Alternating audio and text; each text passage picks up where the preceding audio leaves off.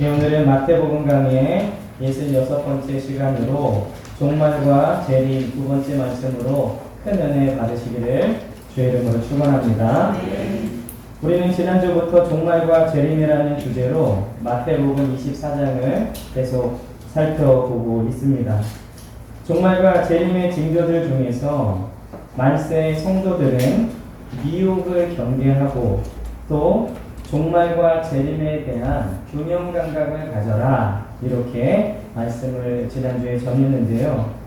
균형 감각은 종말과 재림에 너무 빠지거나 너무 무관심하지 말고 주님 다시 오심을 사모하면서 오늘 하루하루를 하나님과 성실하게 동행하는 것이라고 말씀을 드렸습니다.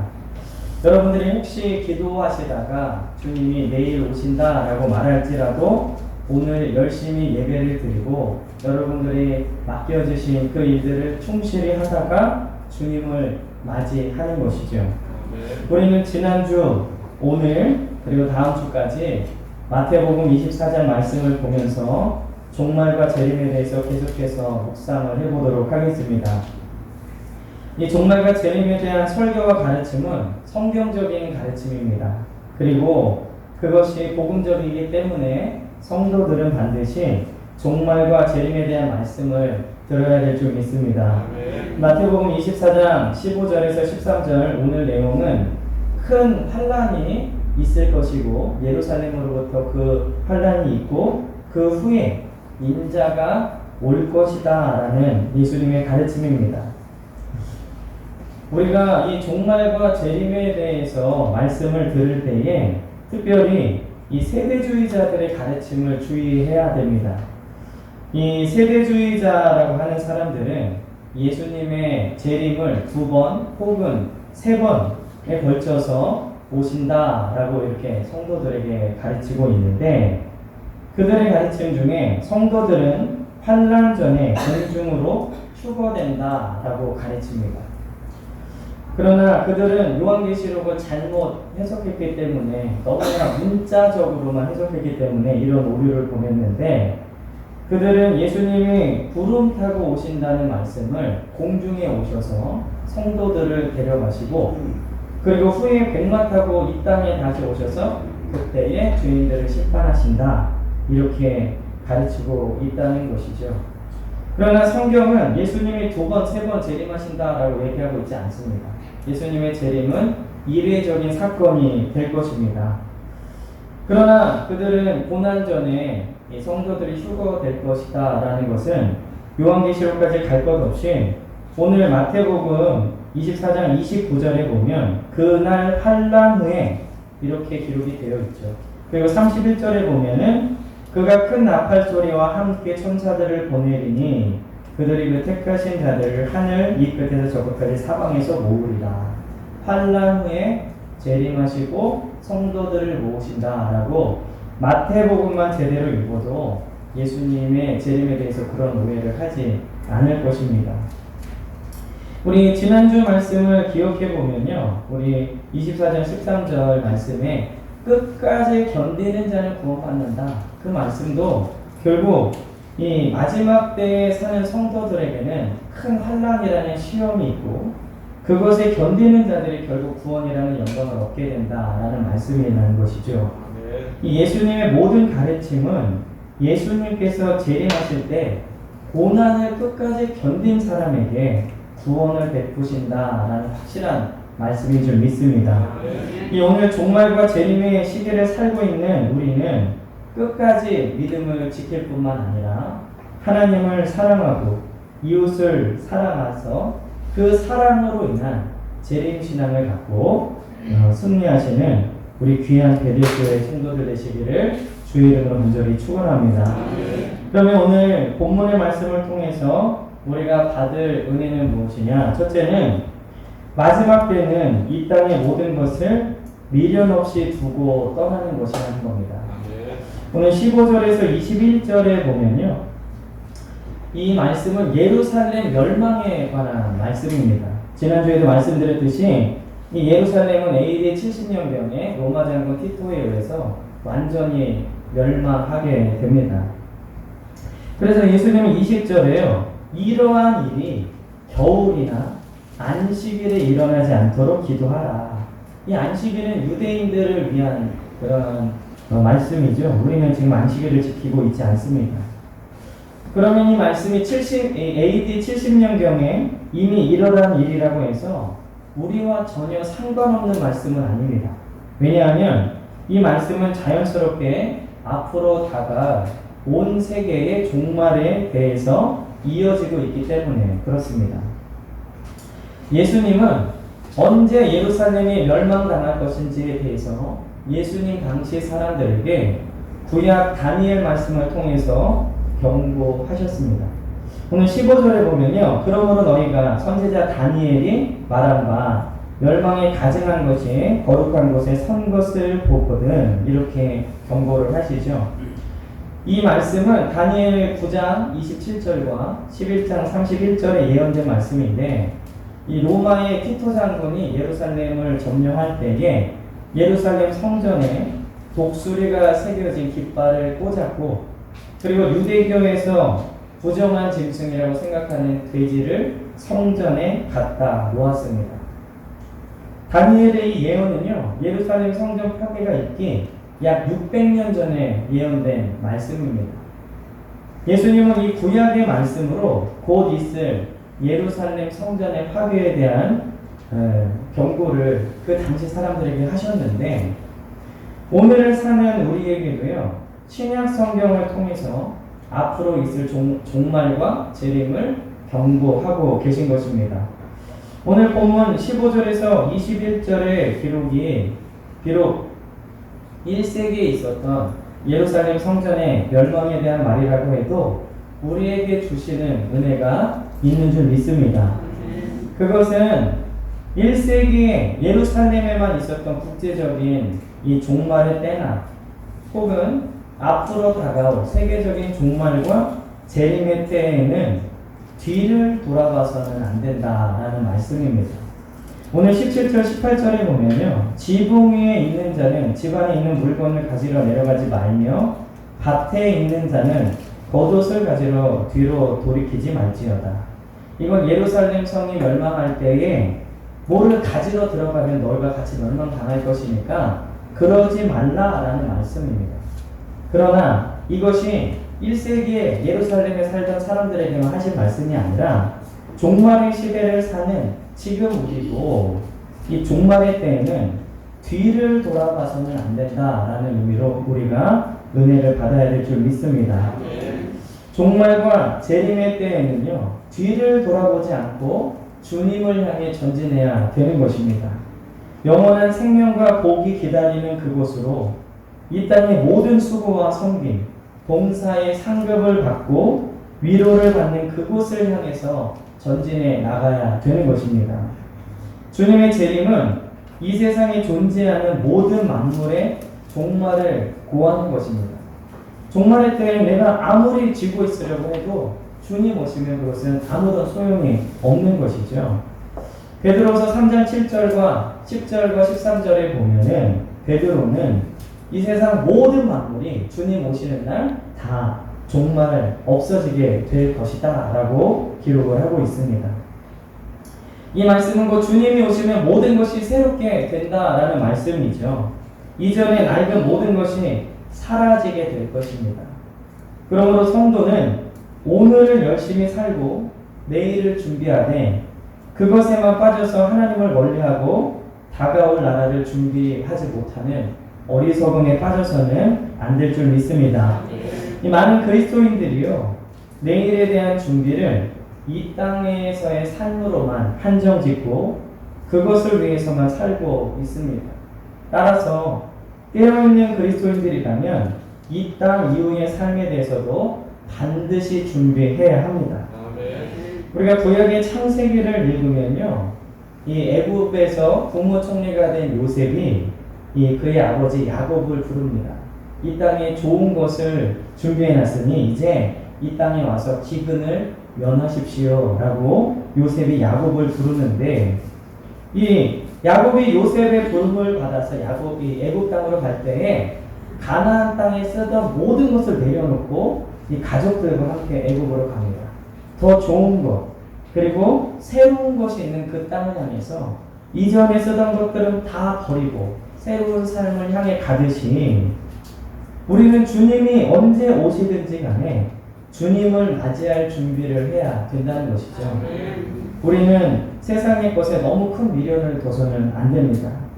주님을 맞이할 준비는 하얀 소복을 입고 찬송을 부르고 밤낮 교회에서 먹고 오자고 하는 것이 아니라 예수 그리스도의 거룩한 보혈로 씻음을 받은 복음의 옷을 입고 이 거룩한 향기가 나는 성도의 삶을 살며 주님께 충성하면서 영광스러운 주님을 맞이하는 그런 성도의 모습으로 살아야 될 줄 믿습니다.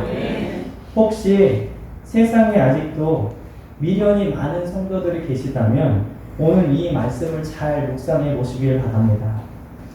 뒤를 돌아보지 말지어다. 그리고 균형 감각을 늘 가지고 계셔야 합니다. 뒤를 돌아보지 않고 전진하는 신앙으로 주님이 언제 오시는지 주님 맞을 준비를 하고 주님께 칭찬을 듣는 우리 귀한 베들교회 성도들 되시기를 주의 이름으로 간절히 축원합니다. 두 번째는 미혹에 관해서 또 한 번 경고하고 계십니다.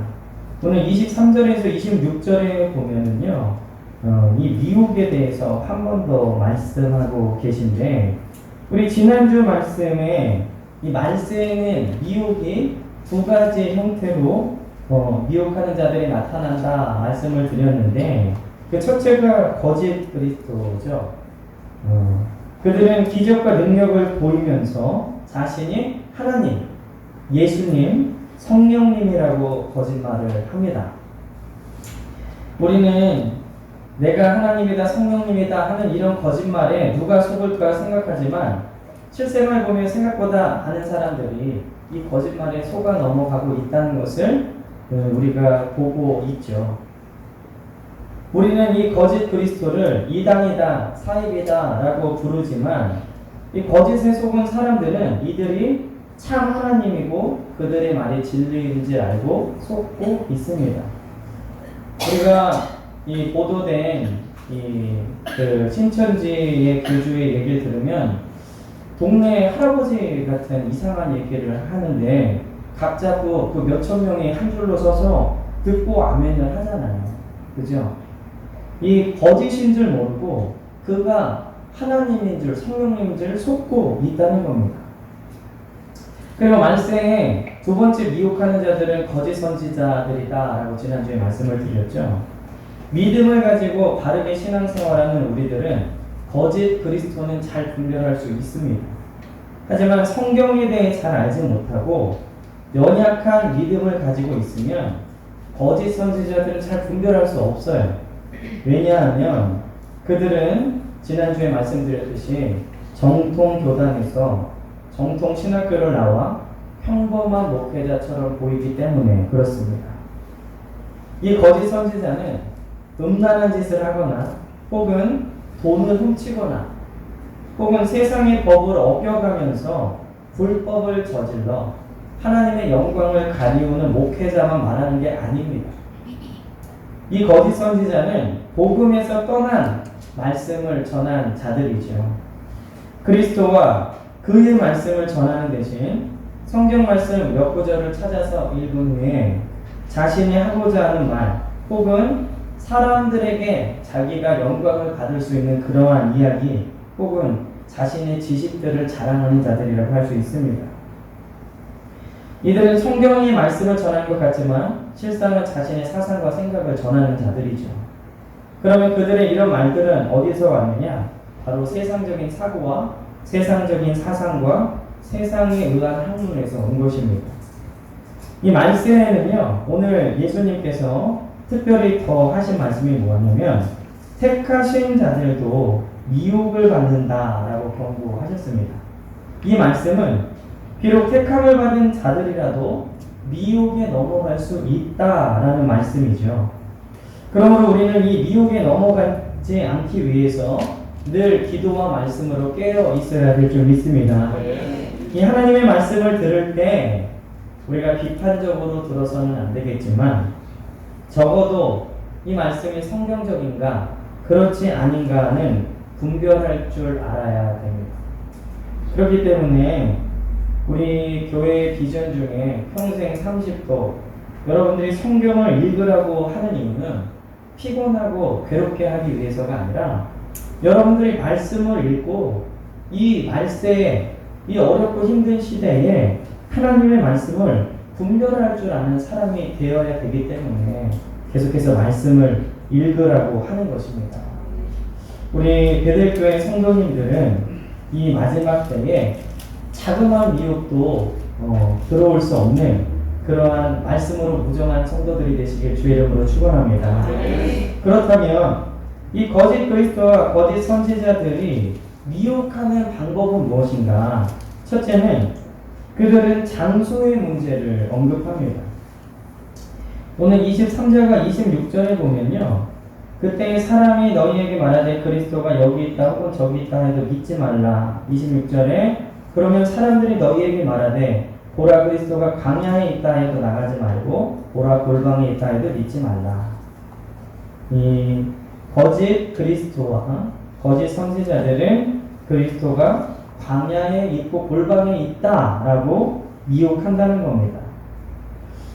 여러분들 잘 아시겠지만 1992년에 한국교회에 굉장히 큰 피해를 줬던 이장님 씨가 세운 단위선교의 시한부 종말론 때문에 큰 한국교회의 무리가 된 적이 있습니다. 제가 예전에 이 실천신학을 공부하면서 한국교회가 부흥하는 그 역사를 본 적이 있는데 한국에 교회가 들어온 다음에 쭉 이렇게 성장하다가 성도가 늘고 교회가 늘다가 어떤 시점을 지나면서 한국교회가 이렇게 쇠퇴하게 됩니다. 그 시점이 바로 1992년입니다. 이 단위선교의 시한부 종말론이 바로 여기 있다 저기 있다 이 장소에 관한 거짓말의 종류입니다. 그 말에 속아 넘어간 사람들은요 10월 28일에 이 하얀 소복을 입고 단위선교회로 모여들었습니다. 이 최근에 한 방송사에서 이 우리나라의 그 큰 사건을 다큐멘터리로 보여준 적이 있는데 92년에는 이 사건을 보여주더라고요. 그때 오래된 영상을 보니까 하얀 소복을 입고 막 가족들에게 손을 흔들면서 이제 나는 좋은 데로 간다고 하면서 이 단위선교회 건물로 들어가는 것을 보았습니다. 그리고 한 10시쯤 모여서 12시에 주님 오신다고 했으니까 2시간 동안 막 열렬히 찬양하는 거예요. 뭐 종말에 관한 찬양을 막 부르는 거죠. 12시가 땡 됐는데 주님이 오시지 않았습니다.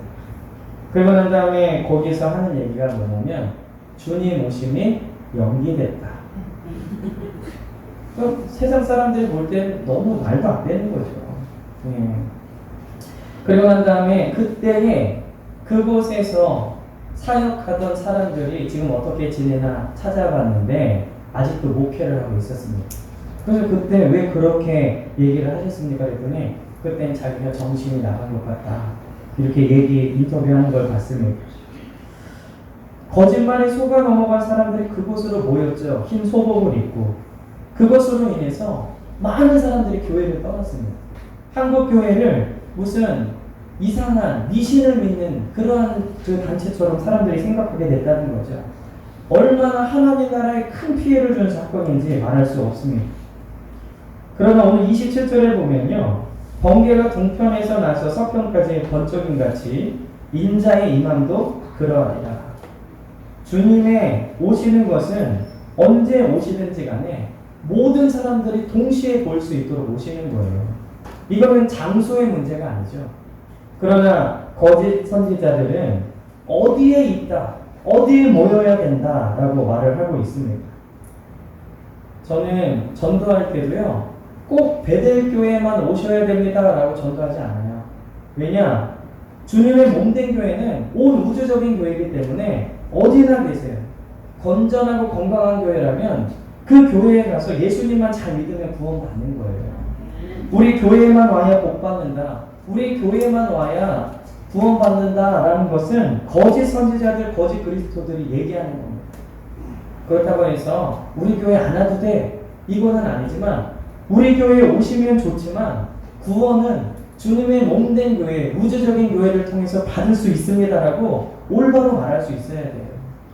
이 교회를 홍보하러 나가는 게 아니잖아요. 전도는 주님을 전하는 거예요. 그 사람이 예수님 믿고 구원받게 하는 게 전도예요. 그럼 예수님만 전하면 되죠. 물론 우리 교회에 와서 신앙생활 열심히 하시고 믿음 성장하십시오. 교회 소개하는 건 괜찮지만 우리 교회만 와야 됩니다. 우리 교회에 와야지 구원받습니다라는 건 거짓 선지자들이 하는 얘기입니다.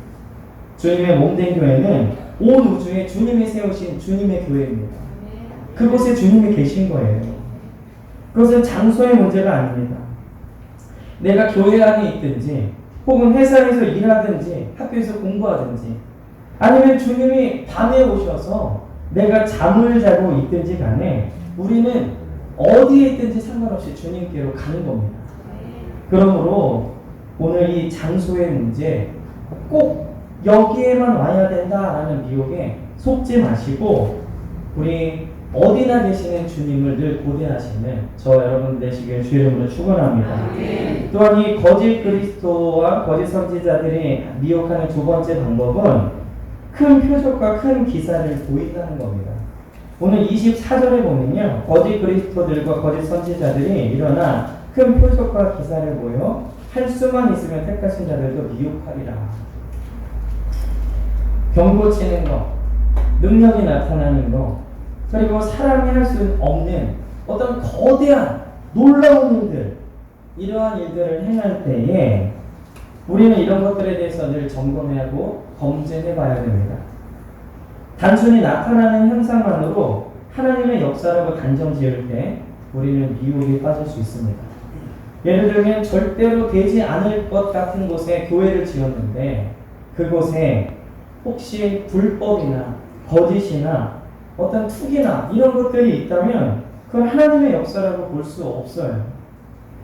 사람들은 보여지는 것, 나타나는 현상만 보고 하나님의 역사다, 저건 하나님밖에 하실 수 없다 라고 생각하지만 사실은 모든 현상에는 성경적인 검증과 상황적인 검증 그리고 그 되어져가는 역사 속에 조금의 더러움도 없는지 반드시 점검해 봐야 됩니다. 물론 하나님은 큰 표적과 기사를 일으킬 수 있는 분입니다. 그리고 지금도 그러한 일들을 일으키시죠. 하지만 어둠의 영들도 사람들을 미혹하기 위해 이러한 일들을 일으킨다는 것을 여러분들이 잘 기억하시고 말씀 위에 바로 서시는 저와 여러분들 되시길 주의 이름으로 축원합니다. 또 이 거짓 그리스도와 거짓 선지자들이 미혹하는 세 번째 방법은 그들은 거짓을 말한다는 겁니다. 아까 23절과 26절을 읽어봤는데요. 그들이 그리스도가 여기 있다, 저기 있다, 골방에 있다, 방향에 있다 하여도 오늘 23절, 26절을 보면 예수님이 뭐라 그러셨냐면 믿지 말라 이렇게 얘기하셨습니다. 여러분들 복음서에서 예수님이 가장 많이 하신 말씀 중에 하나가 믿으라, 믿음대로 되라 이거였어요. 근데 말세를 사는 성도들에게 뭐라고 지금 말씀하시냐면 믿지 말라. 이건 말씀을 믿지 말라는 얘기가 아니라 거짓말을 믿지 말라라는 얘기입니다. 그럼 이들이 왜 그리스도가 여기 있다 저기 있다라고 거짓말을 할까요? 이 말세에 사는 사람들은요, 그들에게 나타나는 감정이 두려움입니다. 그리고 혼란스러움입니다. 그리고 어지러움입니다. 그럼 두렵고 혼란스러운 사람에게 가장 필요한 게 무엇이죠? 바로 그리스도가 주시는 참 평안입니다. 즉 그들의 거짓말은 평안이 여기 있다, 여기 오면 안심하게 된다, 여기에 와야만 참 행복하다라고 거짓말한다는 겁니다. 하지만 주님의 자녀로 성도로 부름받은 자들은 장소와 상관없이 우리 주님이 주시는 참 평안과 은혜가 있을 줄 믿습니다. 지금처럼 특별히 어렵고 힘들 때에 우리 주님께서는요 더욱 그의 자녀들에게 참 평안과 행복을 주시는 것입니다. 그것은 어디의 문제가 아니라 온전히 말씀이 선포되는 곳에 있는 주의 은혜인 것입니다. 우리는 지난주에 이어서 다시금 미혹에 관한 말씀을 또 들었죠.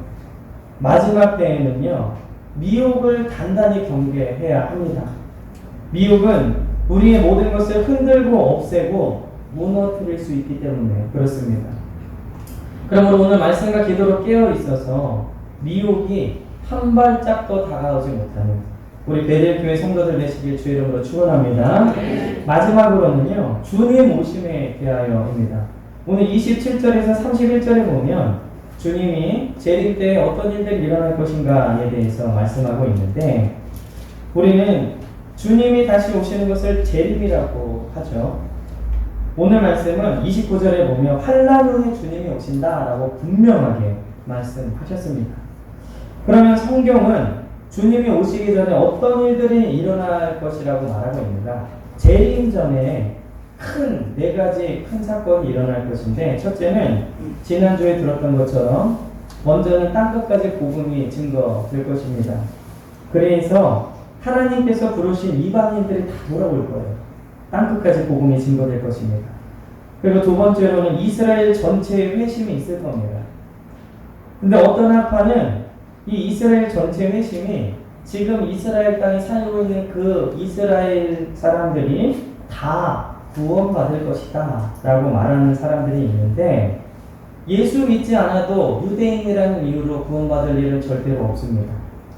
이것은 복음의 소식을 듣고 구원을 받은 이방인, 즉 영적인 이스라엘과 그리고 지금 이스라엘 땅에 살면서 예수를 믿고 거듭난 유대인들의 합친 수가 전체 이스라엘이죠. 그래서 이 전체 이스라엘의 회심은 구원받은 이방인, 구원받은 유대인의 수를 말하는 겁니다. 그 일이 있고 난 다음에 세 번째로 일어날 일이 바로 배교와 환난이 있을 것입니다. 배교에 대해서는 지난주에 말씀드렸지만 교회가 복음을 떠나 세상과 타협하는 것이죠. 그리고 이 계시록에 기록된 환난들이 있을 것입니다. 성도들은 이 환난의 때에 믿음으로 견뎌야 됩니다. 특별히 여러분들이 지금 자녀들을 위해서 많이 기도하셔야 돼요. 앞으로 예수 믿기 더더욱 힘든 시대가 올 겁니다. 지금만 하더라도요, 학원 보내느냐고, 어디 뭐 하느냐고, 또 뭐 때문에 자녀들이 교회 못 오게 해요. 저 어릴 때만 하더라도요, 여름성경학교 4박 5일 계속 했는데, 왜 그렇게 뭐 코로나 때문에 못하고 뭐 때문에 못하죠. 시대는 점점 악해져 가고 아이들 신앙교육은 점점 약해져 가고, 그래서 주님을 믿기 점점 힘든 시대로 더 나아가고 있습니다. 지금이 어쩌면 우리 다음 세대들한테 환란의 시대가 시작된 건지도 몰라요. 그렇기 때문에 우리는 다음 세대들을 위해서 더 많이 기도하셔야 돼요. 특별히 부모님 된 분들은 자녀들의 영적인 상태를 자주 점검하시기 바랍니다. 우리 자녀가 무슨 말을 하고 있는가, 뭐를 보고 있는가, 하나님은 제대로 믿고 있다라고 고백하고 있는가. 그렇지 않으면요, 우리 자녀들은 자기도 모르게 미혹당하게 되어 있어요. 그리고 주님 오시기 전에 일어날 네 번째 일이 적그리스도가 나타난다는 겁니다. 이 적그리스도는 성경의 전체 내용을 요약해보면 적그리스도를 말한 사람이 요한인데요. 이 요한 그리고 바울은 마지막 때에 나타날 불법의 사람이다라고만 말하고 있습니다. 적그리스도죠.